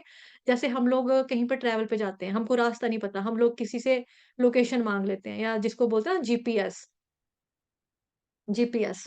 जीपीएस पे हम क्या करते हैं, जीपीएस के ऊपर हम सेट कर देते हैं कि हमने फलानी जगह पे जाना है, ठीक है? तो अगर आपने जीपीएस के ऊपर गलत रास्ता जो है वो ले लिया, आपको जाना था राइट साइड पर, चले गए आप लेफ्ट साइड से निकल के, तो फिर आप वहाँ पर कैसे पहुँचोगे? फिर भी पहुँचोगे, जीपीएस जो होता है बताना भूलता नहीं है रास्ता आपको, वो बताता रहता है। इतनी देर के आगे 300 मीटर के आगे जाओगे, राइट आएगा, लेफ्ट आएगा, घूम जाना, चौराहा आएगा। वो पूरा आपको इंस्ट्रक्शंस देता रहेगा, गाइड करता रहेगा, फिर भी वो चुप नहीं होती मशीन उसकी, बोलती रहती है। रास्ता बता रहा है कि अब आप कैसे पहुँचोगे, अब आपने गलत ले लिया, लेकिन फिर भी आप पहुँचोगे, तो आपको अब कैसे पहुँचोगे? वो क्या करता है, आपको रीरूट करता है, रीरूट करता है आपको। भले ही आपको और करते-करते सही रूट के ऊपर वो लेकर आएगा। तो जीपीएस जो होता है वो जानता है कि आपको कहाँ पर पहुँचना है। लेकिन पहले अगर आप राइट साइड से जाते, राइट पे ले लेते, तो आपको 40 मिनट लगने थे पहुँचने में। लेकिन अब आपने लेफ्ट लिया, तो हो सकता है आपको सवा घंटा लग जाए, 1.5 घंटा लग जाए, 2 घंटे लग जाएँ, हो सकता है देरी हो जाए, लेकिन पहुँचाएगा वो, ठीक है? तो जिस तरह से जीपीएस की स्क्रिप्ट डायनामिक है, जैसे-जैसे चॉइसेस होंगी हमारी, वैसे-वैसे ये जो भविष्य है, ये भी रीरूट होता है, रीरूट होगा। सो कृष्ण को 40 मिनट वाला रूट जो है हमारा, वो भी पता है, यानी कि हम इसी जन्म में भगवान जी के पास आएँगे, भगवान को ये भी पता है। ठीक है? अगर हम कहें नहीं हमने नहीं करनी भक्ति, पता तो लग गया, अब हमारा दिल टूट गया, अब हमने नहीं करनी भक्ति। पहले हम खुश थे, पहले हमारी ज़िंदगी में सब कुछ चल रहा था, मेरे पास पैसा था, अब मैं गरीब हो गई हूँ, अब मेरा मन नहीं कर गया, अब मेरा मन टूट गया, अब मैंने भक्ति नहीं करनी है। ठीक है? पहले मेरे मम्मी-पापा सही सलामत थे, अब मेरे पापा की डेथ हो गई, भगवान जी ने मेरे पापा छीन लिया, अब मैंने भक्ति नहीं करनी है। पहले मैं पढ़ाई करता था, लेकिन भगवान की भक्ति भी करता था, किसी ने मेरे को बोला माला भी करना, भगवान की भक्ति भी करना, सॉरी पढ़ाई भी करना, भगवान की भक्ति भी करना, लेकिन देखो भक्ति की वज़ह से मेरा पढ़ाई तो रह गई और मैं फेल हो गया। मैंने पढ़ाई भी की थी, ऐसा नहीं है कि मैंने पढ़ाई नहीं की थी, मैंने पढ़ाई भी की थी, लेकिन फिर भी मैं फेल हुआ, अब मैंने भगवान की माला नहीं करनी है, ठीक है? मैं एक लड़की से बड़ा प्यार करता था, उसी ने मेरे को भक्ति में लाया, अब वो मेरे को धोखा देके चली गई, उसने बोला मेरे धोखा क्या मतलब उसके मम्मी-पापा शादी के लिए नहीं माने, तो बस अब मेरा दिल टूट गया, अब मैंने भक्ति नहीं करनी है। तो भगवान को पता है इस जन्म में आएगा या किस जन्म में आएगा। आपको मौका मिला इसी जन्म में अपना कल्याण करने वाला, तो भगवान को पता है कि 40 मिनट वाला रूट इसको मालूम है भगवान जी को सवा घंटे वाला रूट भी भगवान को पता है, 4 घंटे वाला रूट भी भगवान को पता है, 8 घंटे वाला भी पता है, 2 दिन वाला भी पता है, 24 घंटे वाला भी पता है। तो जैसे-जैसे हमारी चॉइसेस होती हैं, उन चॉइसेस के अनुसार ही ना कौन-सा रास्ता ले सकते हैं और उस रास्ते के अनुसार कब वो मेरे पास जल्दी आ सकता है, इस जन्म में आएगा, अगले 50 जन्म में आएगा, या कभी भी नहीं आएगा। वो तो भगवान को सब पता है। अंततों गत्वा जाना तो वहीं पे है। लेकिन कब जाना है ये उनको पता है। इसके साथ ही मुझे एक छोटी-सी स्टोरी याद आती है। एक आप लोगों ने सुनी होगी बहुत बार। अ, एक बारी एक व्यक्ति था। 2 व्यक्ति थे, ठीक है? एक बारी एक था पंडित, ब्राह्मण और एक था मोची। मोची और जो ये था ना ब्राह्मण, ये दोनों ही भगवान के भक्त थे बेसिकली। लेकिन जो भगवान का भक्त यानी ब्राह्मण था, वो डेली गंगा में स्नान करता था, अपने अर्च विग्रह को भगवान जी को उधर गंगा में अपने साथ लेके जाना, स्नान करवाना, ठीक है? भोग इत्यादि लगाना, कथाएँ करनी, माला जपनी, ये सब वो करता था।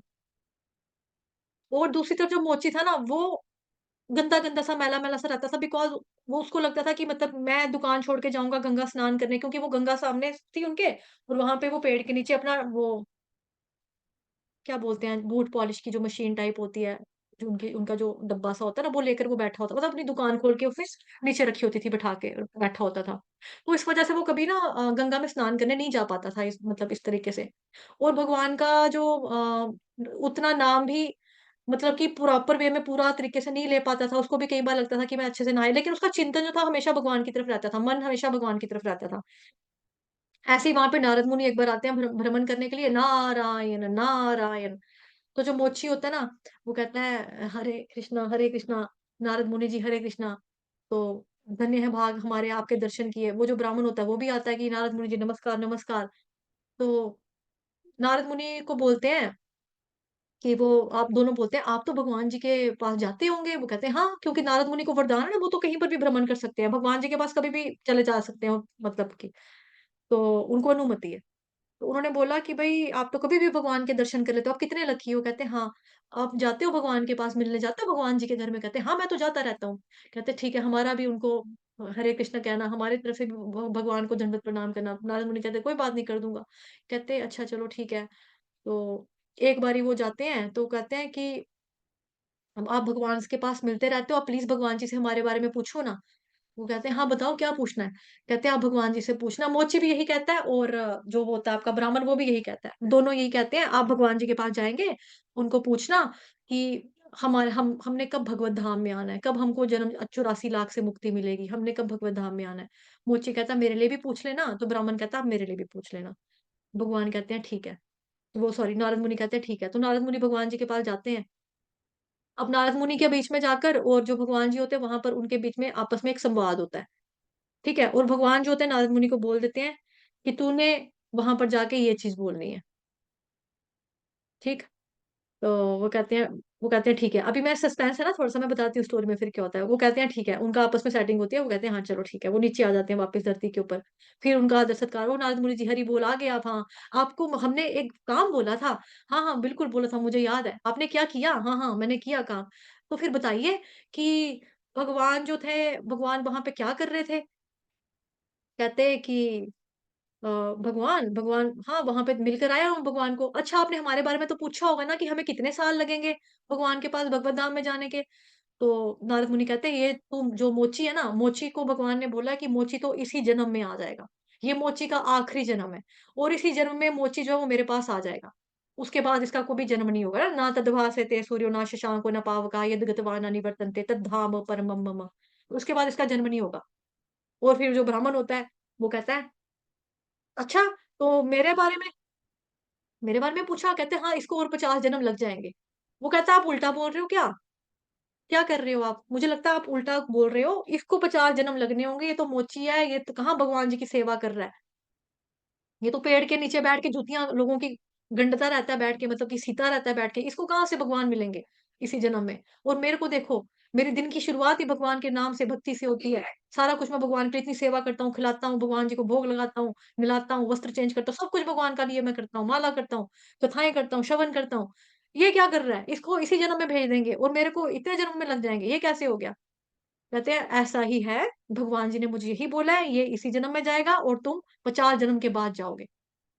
कहता है अच्छा, पता नहीं ये गए भी हैं ऐसे ही फड़े मार रहे हैं। आप मुझे पहले ये बताओ कि भगवान वहां पे कर क्या रहे थे? कहते हैं भगवान भगवान वहां पर सुई के छेद से हाथी की दुम्ब को निकाल रहे थे, हाथी निकाल रहे थे।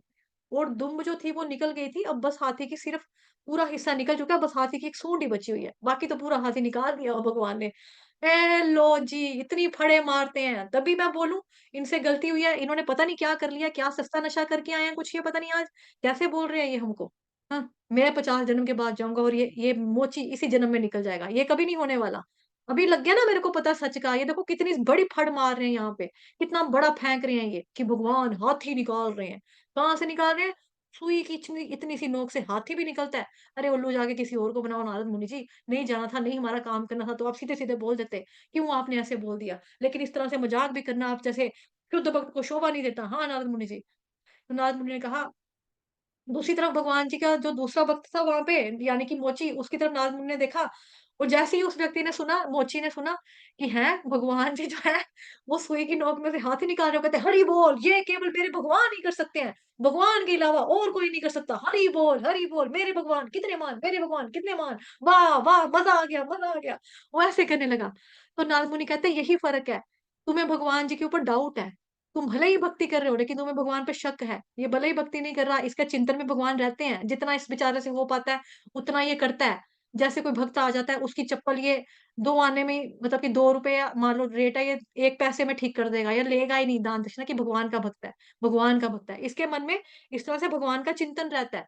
और इसको भगवान जी के कार्यकलाप के ऊपर, जो उनकी लीलाएं हैं उसके ऊपर जरा सा भी डाउट नहीं है। तुमको डाउट है, इसीलिए तुम्हें जो डाउट है, तुम्हारे डाउटों को खत्म होने में 50 जन्म और लगेंगे, तब करके तुम 50 जन्म के बाद जाओगे। और इसको तो बेचारे को कोई डाउट नहीं है, इसी जन्म में भगवान जी के पास जाएगा, इसीलिए भगवान ने बताया। फिर उसको समझ में आता है, अच्छा ये बात है, ठीक है, ये चीज होती है। तो भगवान सब कुछ जानते हैं, भगवान को सब कुछ मालूम है, भविष्य के बारे में पता है, सब कुछ पता है। तो ये चीज है, ठीक है, भगवान को पास्ट का, प्रेजेंट का, फ्यूचर का सब कुछ भगवान को मालूम है। और भगवान जी को जानना भौतिक लेवल पे कभी भी नहीं हो पाता, भौतिक लेवल पे, भौतिक स्तर पर कभी नहीं हो पाता। उनकी चित्त शक्ति जो होती है वो इतनी ज्यादा महान है, इतनी शक्तिशाली है कि भगवान को जानने के लिए कोई प्रयास भी नहीं करना पड़ता भगवान जी को, कि क्या हो रहा है, कहाँ हो रहा है, उनको सब कुछ पता है। हालांकि श्री कृष्ण भगवान जी हैं, बलराम भगवान है, ये गुरुकुल में गए, इनकी हरिनाम दीक्षा मतलब दीक्षा होती है, गुरुकुल में जाते हैं, इन्होंने वहां पे जाके ज्ञान प्राप्त किया। तो गोविंदम आदि पुरुषम, भगवान जो आदि पुरुष हैं, आदि गुरु के रूप में है, क्योंकि अर्जुन को ज्ञान दे रहे हैं, उससे पहले सूर्य देवता को ज्ञान दे चुके हैं, है ना? तो भगवान देखा जाए तो वो तो आदि गुरु हैं, उनको क्या जरूरत पड़ी है भौतिक जगत में, अगर वो आए भी हैं, मनुष्य का शरीर लिया भी है, तो फिर उनको किसी गुरु के पास जाकर पढ़ाई करने की, उनको तो पता है, उनको तो सब कुछ पता है। टू सेट एन एग्जाम्पल, ताकि भविष्य में लोग ये ना करें कि हमें गुरु की जरूरत नहीं है, क्योंकि अगर भगवान नहीं करेंगे तो भगवान के कौन से गुरु थे? अभी तो लोग खुद भी अपने आप को भगवान मानते हैं, तो ऐसे में वो सोचेंगे कि भगवान ने गुरु नहीं किया तो हम लोगों में के भी गुरु नहीं है। कई लोग होते भी हैं भौतिक जगत में, वो बोलते हैं हम अपने गुरु खुद ही हैं, अपने गुरु वो खुद ही बना लेते हैं कि या अपने गुरु खुद ही हैं, या फिर कहते हैं हमने अपना गुरु बनाया हुआ है किसको। यार ये बाबे बूबे तो सारे के सारे आजकल ऐसे ही होते हैं, तो हमारा आस्था नहीं है किसी बाबे बूबे में। तो फिर आपके गुरु कौन है? मैं शिव जी को मानता हूँ, शिव जी को ही मैंने गुरु बनाया है। मैं साईं बाबा को मानता हूँ, मैंने साईं बाबा को ही अपना गुरु बनाया है। मैं वैष्णो माता को मानती हूँ, मेरा वैष्णो माता ही मेरी गुरु है, मैं इसलिए मैं गुरु बनाती हूँ, ठीक है? तो ये चीज़ नहीं है, भगवान अगर आ रहे हैं और भगवान इस धरातल पर आकर जो लीलाएँ कर गए हैं, वहाँ पर भगवान ने एक ये भी किया कि गुरु बनाए हैं। गुरु धारण किए भगवान ने, ठीक है, टू सेट एन एग्जाम्पल, ताकि वो आने वाली पीढ़ियों के लिए एक आदर्श स्थापित कर सके, ठीक है, कि आपको भी गुरुकुल में जाना चाहिए, आपको भी ज्ञान प्राप्त करना चाहिए, ठीक है। तो इसी रूप में अगर देखा जाए तो इनका आदि तो कृष्ण में ही है। मतलब कि अगर जो कलाएं भी हैं भगवान की, अगर जो हम देखते हैं 64 कलाएं, हालांकि सिर्फ 64 तक अगर हम बोलेंगे तो 64 में क्या हो जाएगा, 64 कलाएं बोलने से क्या होता है कि भगवान जैसे असीम है, अनंत है, अनंत है, असीम है, उनकी शक्तियां बहुत सारी हैं। तो 64 का एक टैग लग जाएगा कि 64 से ऊपर शायद कुछ है नहीं, तो नंबर एक सीमा बन गई ना कि 64, बट वैसा भी नहीं है, बहुत ज्यादा। तो अनंत शक्तियां हैं भगवान जी की, अनंत भगवान जी की लीलाएं हैं, अनंत भगवान जी की कलाएं हैं, अनंत भगवान जी का ज्ञान है, मतलब सब कुछ अनंत और अचिंत्य, सब कुछ सब कुछ सब कुछ, ठीक है। तो भगवान कृष्ण यही बता रहे हैं कि इनका भूतकाल, प्रेजेंट काल, वर्तमान काल, फ्यूचर पास्ट जो भी है, भूत भविष्य वर्तमान सब कुछ मैं जानता हूँ, लेकिन कोई मेरे को नहीं जानता। उनकी क्या इच्छाएं हैं वो भी मेरे को पता है, ठीक है, उनकी कौन सी इच्छाएं पूरी हो चुकी हैं वो भी मेरे को पता है, कौन सी इच्छाएं अधूरी हैं वो पूरी नहीं हुई हैं वो भी मेरे को पता है, ठीक है, और कौन सी कभी भी पूरी नहीं होने वाली है वो भी मेरे को पता है कि मैं कभी भी देने वाला नहीं हूँ, जितना मर्जी ये कर ले मैं नहीं दूंगा, ठीक है, वो भी भगवान जानते हैं। तो ये भगवान श्री कृष्ण की विशेषता है। हमारे केस में ऐसा नहीं है, हमारे साथ ऐसा नहीं है, हमें अपनी इच्छा का नहीं पता होता कि कब पूरी होगी, पता नहीं यार, कोशिश तो बड़े टाइम से कर रही हूँ, देखो भगवान कब पूरे करते हैं, देखो भगवान कब सुनते हैं, फिर दूसरा इंसान हमें दिलासा देगा, कोई बात नहीं, भगवान के घर में देर है अंधेर नहीं है, विश्वास रखो, एक दिन होगा। हाँ, एक दिन तो होगा, लेकिन वो एक दिन कब आएगा वो पता है किसी को? वो नहीं पता है ना किसी को। तो इस तरह से, तो बड़े सारे पापड़ बेलने पड़ते हैं हमें अपनी इच्छाओं को पूरा करने के लिए। बचपन से ही किसी को फर्स्ट आना तो कितनी मेहनत करनी पड़ती है, डॉक्टर बनना है तो रात-रात भर सोना नहीं पड़ता, जागना पड़ता है। हमारे इंडियन आर्मी के एक ब्रिगेडियर है, ठीक है? तो वो कहते थे मेरे को कि बेटा, मैंने आर्मी ऑफिसर बनना था, मैं रात-रात भर सोता नहीं था। और उन दिनों ये रियल बात है, मतलब कि पर्सनली जानती हूँ मैं उनको। जम्मू में इमरजेंसी लगी हुई थी, जम्मू कश्मीर में। तो कहते हैं कि वो अंकल भी आर्मी में थे, अंकल के पापा भी आर्मी में थे, और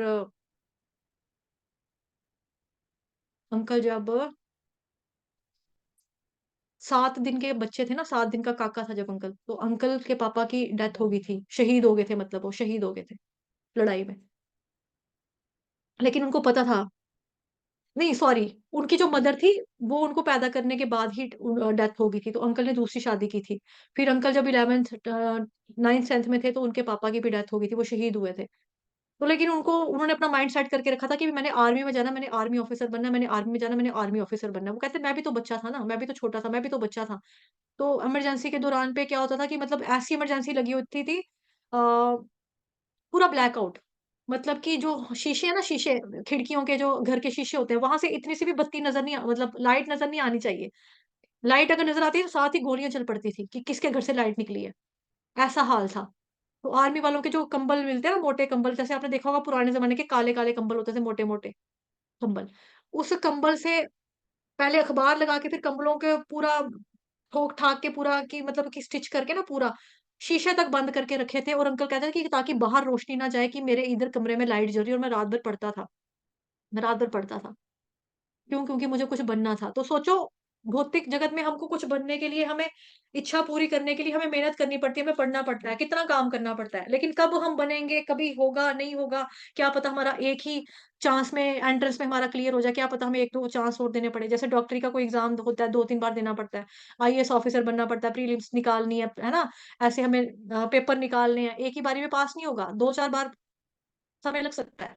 लेकिन इंसान सोचता है यार कब से तो लगा हूँ, कितनी तो मेहनत की है, पर पता नहीं कब होगा, पता नहीं कब होगा। लेकिन भगवान को सब पता है कब होगा, हमें नहीं पता है। तो ये है उनके बीच में और हमारे बीच में मेजर डिफरेंसेस, ठीक है, जो हमने आज चर्चा की। हरे कृष्ण माता जी।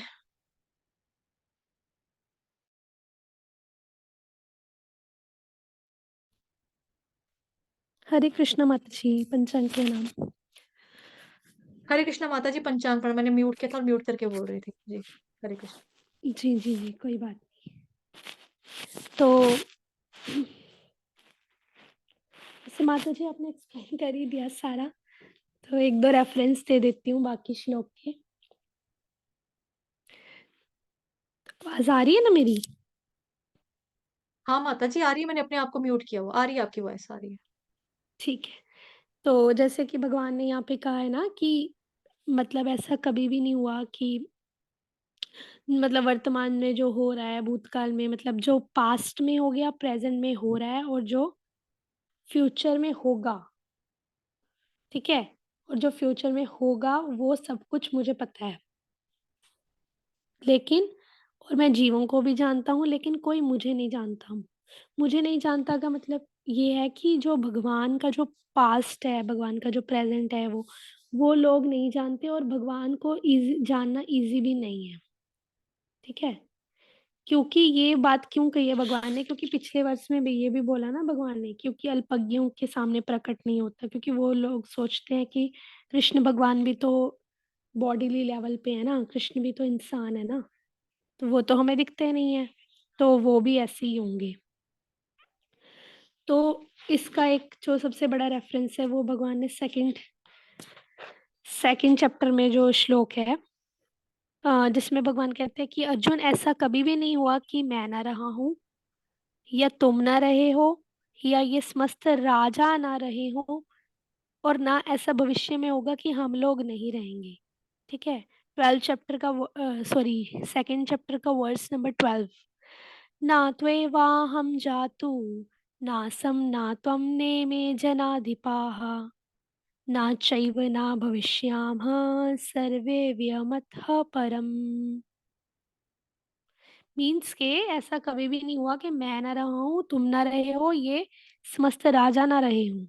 मतलब देखो, कृष्ण भगवान को ये भी पता है कि ऐसा कभी हुआ ही नहीं। मतलब पहले भी तुम आए थे अर्जुन, ये भी आए थे, ठीक है? हम सब थे पहले भी, अभी भी हैं। तो भगवान ये भी बता रहे हैं, अर्जुन को भी बोल रहे हैं, ठीक है? तो देखोगे कि कृष्णा इज़ अ नोअर, मतलब उसको क्या बोलते हैं, ज्ञानी है, ज्ञानी, ठीक है? तो आप देखोगे उनके जो 6 ओपुलेंसेस हैं कृष्ण भगवान के, पूर्ण सौंदर्य, पूर्ण ज्ञान, पूर्ण धन, पूर्ण वैराग्य, ठीक है? तो आप इसमें देखोगे एक है पूर्ण ज्ञानी, पूर्ण ज्ञान। जितना भी ज्ञान है वो कृष्ण को है। तो उस ज्ञान, ये एक सबसे बड़ा ओपुलेंस है भगवान का, ठीक है? तो इसी के बेसिस पे हम कृष्ण को भगवान कहते हैं ना। एते चांश कला पुंसा कृष्णस्तु भगवान स्वयं। क्योंकि भगवान कृष्ण को ये जो है पूर्ण ज्ञान है, नॉलेज है, और वही जो है ब्रह्मा जी को भी ज्ञान देते हैं, ब्रह्मा जी को भी नॉलेज देते हैं कि कैसे आपको सृष्टि की जो रचना है वो करनी है, ठीक है? जन्माधस्य यतोऽन्वयादितरतश्चार्थेष्वभिज्ञस्वराट् तेने ब्रह्म हृदय आदि कवये मुह्यन्ति यत्सूर्य। मतलब ब्रह्मा जो है, उनको भी जो ज्ञान है कि कैसे सृष्टि की रचना करनी है, क्या करना है, ठीक है? वो भी कौन देते हैं? कृष्ण देते हैं। ब्रह्मा के हृदय में ज्ञान भी कृष्ण डालते हैं। और आप देखोगे जो गुरु आते हैं हमें ज्ञान देने, वो भी भगवान की शक्त्यावेश अवतार होता है, उनमें शक्तियाँ डालते हैं ना भगवान कि आप जाओ दूसरों को ज्ञान दो, मेरे तक लेकर आओ इनको, ये बद्ध जीव है, ये भूल चुके हैं। तो आप देखोगे कि जो आचार्य हो रहे हैं हमारे, जो भगवान के पार्षद हैं, उनको भी भगवान ज्ञान देते हैं कि उनको कभी-कभी कुछ लोग सोच लेते हैं कि ये तो बद्ध जीव है, जैसे कि नामाचार्य श्रील हरिदास ठाकुर। उनको जो राजा ने जब उसके पास राजा ने जब हरिदास ठाकुर जी के पास वैश्य को भेजा, तो क्या बोला कि इसको इसको ना बदनाम करके आओ, जाओ। लेकिन वो जो आचार्य होते हैं वो भगवान के ही पार्षद होते हैं।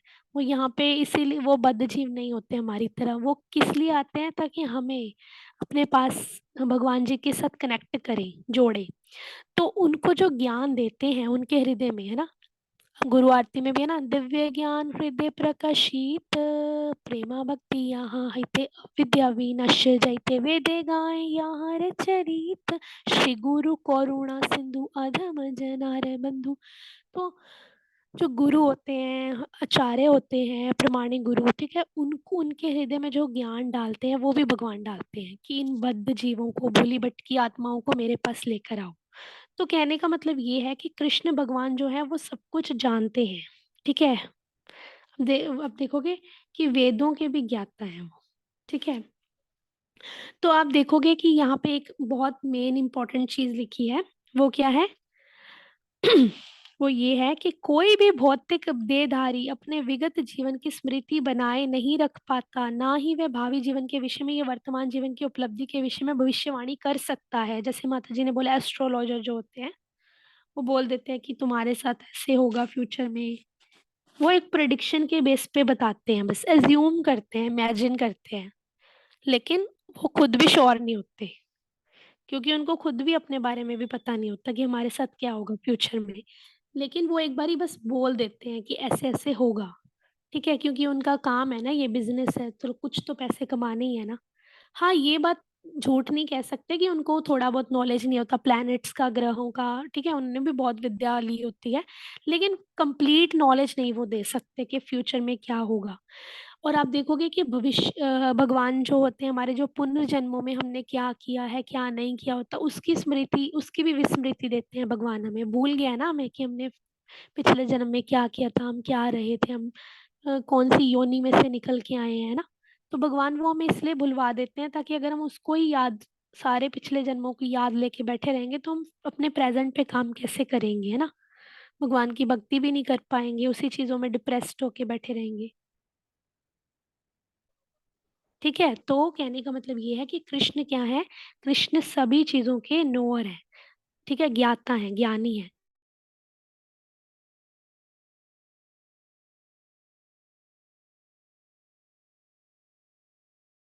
माता जी आवाज बंद हो गई।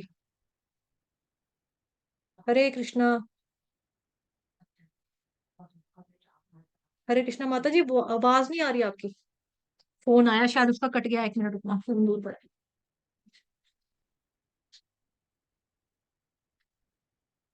हेलो। हेलो।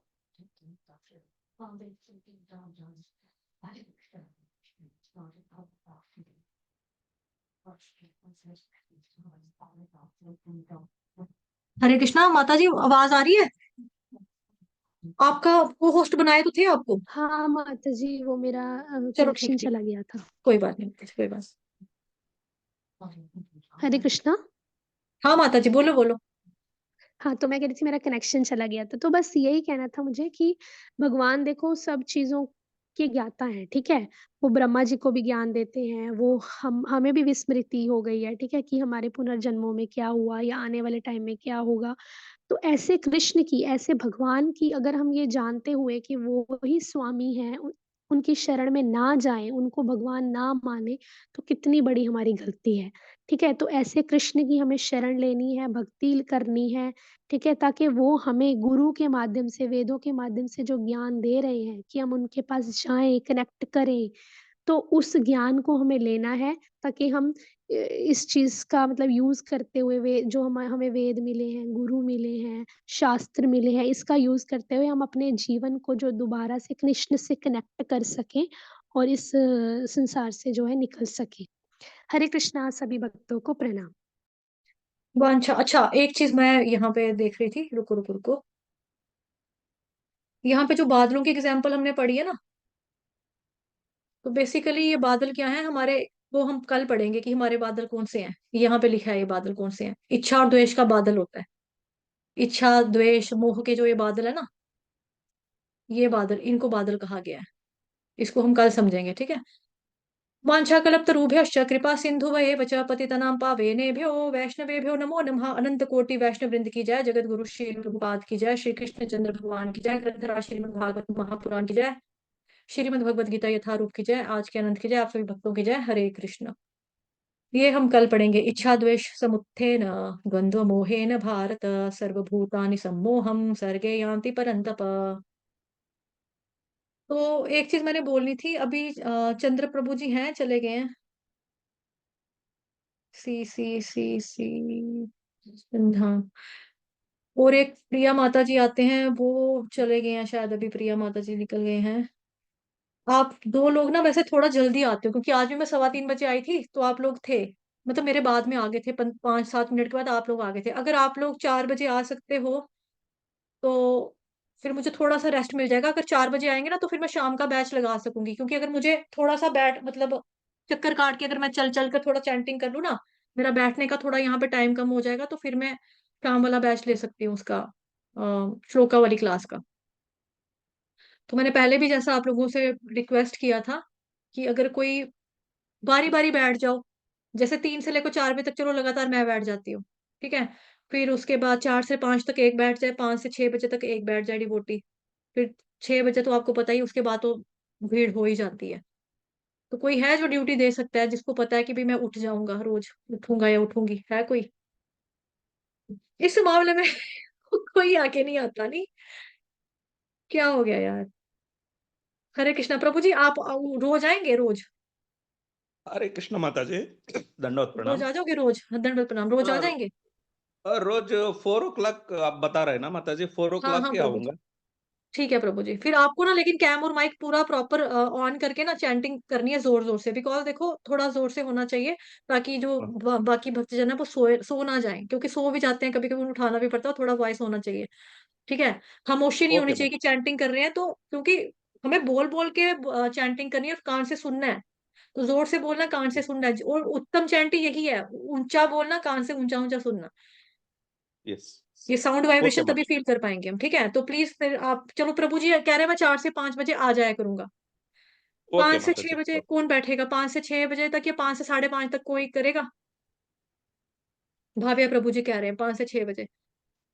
हाँ प्रभु जी, आप कितने बजे बैठोगे? 5 से 6, 5 से 5:30 या 6 से आगे कैसे बैठना है, बोलो। जी माता जी 5 बजे से 6 साढ़े 6 तक बैठ जाऊंगा। चलो ठीक है फिर ना। अब अगर बाई चांस किसी को नहीं आना होगा, या मान लो किसी का नेटवर्क इशू हो गया, कुछ प्रॉब्लम होगी, इंटरनेट नहीं चल रहा, तो मेरे को कॉल कर देना, मैसेज छोड़ देना। एसएमएस करना, व्हाट्सएप पे मत करना, एसएमएस करना, क्योंकि व्हाट्सएप ओके के माता। नोटिफिकेशन का साउंड बंद किया हुआ मैंने, ठीक है। उसको मुझे चेक करना पड़ेगा जाकर, और मोबाइल मेरा दूर होता है चैंटिंग के टाइम पे, मेरा मोबाइल दूर होता है। जब 6:20 6:25 का टाइम होता है तब मैं अपने पास फोन लाती हूँ, ताकि मैं वो नोटिस डालती हूँ ना वहां पे, क्लास शुरू होने वाली, जल्दी जुड़े, तब करके मैं फिर लाती हूँ 6:30 बजे के करीब, लेकिन उससे पहले मेरा फोन दूर होता है, ठीक है। ठीक है, ओके तो दो माता जी। बंदे हमारे सेट हो गए हैं, दो डिवोटीज, चंद्रमौली प्रभु जी और भाव्य प्रभु जी, इन दोनों के लिए हरि बोल। धन्यवाद आप दोनों भक्तजनों का। हरे कृष्ण माता। हरे बाकी कृष्ण। भक्तजन भी थोड़ा सा इनिशिएटिव लो, थोड़ा कुछ करो, ठीक है। तो जितना जितने एक मतलब मेरे को सुबह कम बैठने का टाइम होगा ना यहाँ पे, मतलब कि मेरे को लगातार नहीं बैठ पाती, तो यस यस, कैमरा और माइक करेक्ट दोनों माता। चीजें ऑन रखनी है सभी ने। ये नहीं सोचेंगे माता जी नहीं देख रही, मैं चक्कर काटती रहती हूँ, मैं देखती रहती हूँ। जैसे आज भी मैं चैंटिंग कर थी, सिर्फ मैं 1 मिनट के लिए मेरे खड़ी हुई, उसी वक्त एक प्रभु जी ने अपना कैमरा बंद कर दिया, उसी वक्त बंद कर दिया। मतलब उनको चाहिए कि शीशा रूप में मैं बैठी रहूं सामने ऐसे करके शीशे की तरह। ऐसे नहीं किया करूं, ठीक है। मेरी मेरी तो कमर की प्रॉब्लम है, मेरे को उठना पड़ता है बीच में। तो प्लीज इस चीज को थोड़ा सा समझें, देखें, और अगर ऐसा हो गया तो फिर आपकी वजह से सोचो बहुत डिवोटीज जो है वो भगवत गीता के श्लोक कंठस्थ कर सकेंगे आपकी हेल्प की वजह से, क्योंकि आप अगर योगदान दोगे थोड़ा सा, तो आपकी वजह से इतने भक्तजन जो है, जो पेंडिंग बैठे हैं, जो चाहते हैं कि हम क्लास लगाएं भगवत गीता की श्लोका की, जिसमें श्लोक कंठस्थ करवाए जाते हैं, तो वो डिवोटीज सीख पाएंगे, लर्न कर पाएंगे, ठीक है। साथ ही हमारे अभी गर्मी आने वाली है, सर्दी जो है वो खत्म हो रही है, जा रही है सर्दी, तो दिन भी बड़ा हो जाएगा, तो फिर हमारे जो बैक की बैच है, यानी कि भागवतम महापुराण का जो 5 बजे वाला बैच है, वो भी शुरू हो जाएगा फिर। बीच बीच में गैप रख के ना, जैसे मैं पहले चलाती थी 4 क्लासें, वैसे ही चलाऊंगी फिर, ठीक है। तो बस थोड़ा सा यही चाहिए कि मेरे को थोड़ा सा उठना पड़ेगा बीच बीच में, तो वही है माता जी, उठने की प्रॉब्लम है। बाकी चलो, उठने की प्रॉब्लम है, जगह मैं दिया करूंगी, 3:30 बजे जगा दूंगी। और बोलो, उठना है 4:30 3:30 बजे? आपको अनम्यूट कर देती हूँ माता जी। माता जी उठ जाओगे? कितने बजे गाऊँ? बोलो, 3 बजे उठना है, 4 बजे उठना है, कितने बजे उठना है? माता जी मैं तो उठ जाऊंगी, मुझे मुझे कोई प्रॉब्लम नहीं है इस बारे में। बस ये है कि मैं तो कर लूंगी, कंटिन्यू कर लूंगी, चाहे 4 घंटे भी बैठ जाऊं। बस ये है कि मुझे उठने की थोड़ी सी हो तो जाती कितने बजे है, क्योंकि रात को ना 12 बज जाते हैं रात को सोते सोते। क्योंकि कितने बजे जगाऊं? मतलब आप मुझे 5 बजे का ठीक है मेरे मेरे लिए। 5 बजे का ठीक है आपके लिए? 5 बजे हाँ ठीक है, 5 बजे का आपके लिए ठीक है। 5:20 पे तो प्रभु जी कह रहे हैं मैं आऊंगा, भाव्या प्रभु जी वो हाँ, कह रहे हैं दो पांच दो बीस के आसपास आके 6:40 तक बैठ जाऊंगा। माता जी, दो दो तीन तीन जने का कर दो ना, जैसे चार वही चार किया ना बजे मैंने का अभी। 3 बजे। 4 बजे आ रहे हैं चंद्रमौली प्रभु जी, वो उठे होते हैं, क्योंकि वो हाँ आज भी 3:20 पर आ गए थे, आज भी वो 3:20 पे जुड़ गए थे प्रभु जी, ठीक है। मतलब 4 बजे में 3 डिवोटीज कर दो, और 5 वाले भी 3 कर दो, कोई ना कोई तो होगा उस टाइम पर, फिर फिर ये नहीं ना फटाफट से। अगला सोचे कि आज ये करेगा, आज वो नहीं करेगा, तो नहीं एक दिन आए। एक बारी क्या हुआ था, एक मम्मी नहीं, थी, एक माँ थी, हाँ उसके तीन बेटे थे 3 उस माँ बेटे के, थे, उसने बोला कि उसके घर से खाना आएगा, उसके घर से खाना आएगा। बच्चों ने सोचा आज फलाना दे देगा, आज वो दे देगा, और किसी ने भी नहीं दिया और माँ भूखी रही। तो ये चीज नहीं ना होता यहाँ पर भी। एक ये चैंट करेगा, आज वो करेगा तो एक भी ना आए। तो यहाँ पे लोग सोचे कि है ही नहीं, चाहे कोई भी नहीं है, तो हम यहाँ क्या करें, कोई भी नहीं है। नहीं माता जी, वो क्या कहते हैं अपना मतलब आएँगे ज़रूर। मैं मतलब मेरे तो ये है, मेरी इच्छा है पूरी। मतलब ठीक सुबह है। उठना है, चेतना बुंदी के तो अपने लिए तो उठना ही है और भक्तों के लिए भी, क्योंकि उनको भी हाँ, करवाना है और ज़ोर से। जी जी, मानसी नंदवानी माता जी, आपका क्या ख्याल है? आप भी तो उठते हो, आपको मैं जगा दूं जल्दी तो आप आ जाओगे? हाँ जी माता जी। कितने बजे जगाऊं? अब आप वापिस आ गए ना अपने ट्रिप से, अब कितने बजे उठाऊं आपको? माता जी मैं 5 बजे से कंटिन्यू कर सकती हूँ, उठ जाती हूँ, लेकिन मेरे को मतलब रेडी होने में 5 बज जाती है। तो पहले तो आप 4 बजे भी आ रहे थे शुरू शुरू में, जब चतुर्मास में तो 4-4 बजे भी आते रहे आप, जब मैं उठाती थी आपको सुबह जल्दी। तो कंटिन्यू करने में कोशिश करूंगी 4 बजे से। फिर मैं आपको कितने बजे जगाऊं? आप मुझे एक बता दो, कोई इसमें शर्माने वाली बात नहीं है। 4 बजे आना, 5 बजे आना, आप मुझे बताओ, उतने बजे मैं जगा दूंगी आपको। माता जी चलो, मैं 4:30 बजे तक माता जी रेडी हो जाऊंगी। चलो चार ठीक बजे है। उठ रेडी हो जाऊंगी। ठीक है माता जी, मैं 3:45 उठाऊंगी आपको। ठीक है, 3:45 या 4 बजे उठाऊं? 4 बजे माता जी मैं उठ जाऊंगी। आप अच्छा, खुद से उठोगे? चलो ठीक है, हरी बोल, धन्यवाद। चलो ठीक है, फिर चलते हैं। थैंक यू आप सभी भक्तजनों का। और चैनल पे बने रहो और भक्तों को भी जोड़ो, जल्दी ही शुरू करेंगे हम बैच। जैसे अभी मुझे आप लोग योगदान दे रहे हैं कि हाँ हम आएंगे, हम बैठेंगे, तो फिर मैं क्लास लगा दूंगी श्लोका की। माता जी मुझे 4:30 के करीब ही उठाना, क्योंकि उठते-उठते फिर आधा घंटा ना नहाना-धोना या कुछ करना, आप 5 लोग बज जाना। अलार्म क्यों नहीं लगाते हो? अलार्म नहीं बजता? अलार्म अलार्म, बजता है, अलार्म साइलेंट मोड पर, ये बेटी कई बार क्लास लगाती है ना तो साइलेंट पर होता है, तो मैं तो फुल चार्ज करके रखती हूँ फ़ोन मेरा अपना। फोन तो स्विच ऑफ में भी अलार्म देता है। मैं तो एयरप्लेन मोड पे करके सोती हूँ, लेकिन फिर भी अलार्म बजाता है वो। हाँ जी, वो आपका वो अच्छा वाला फ़ोन होगा ना फिर, क्या कहते हैं मैंने आईफ़ोन सवा दो होगा। हाँ, मैंने 2:15 का रखा हुआ है अलार्म। हाँ, वही आईफ़ोन तो है हस्बैंड के पास, मैं खुद ही नहीं ले रही। वो इतनी कार्टून में ना फँसना नहीं चाहती, फेसबुक नहीं, मैंने आप भरा नहीं हुआ फंसो इसका। मत ना, आप खाली उनके मोबाइल में अलार्म सेट कर दो, बस फंसो मत।